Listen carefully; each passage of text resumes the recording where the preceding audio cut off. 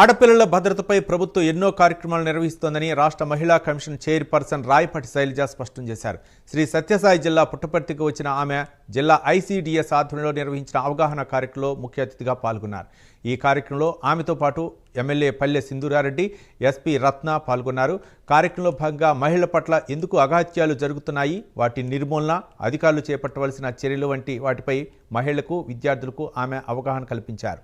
మహిళా కమిషన్ అంటే సమస్య వచ్చినప్పుడు రావటం కాదని, ముందుగానే ఇలాంటి కార్యక్రమాలతో అవగాహన కల్పిస్తున్నామని శైలజ తెలిపారు.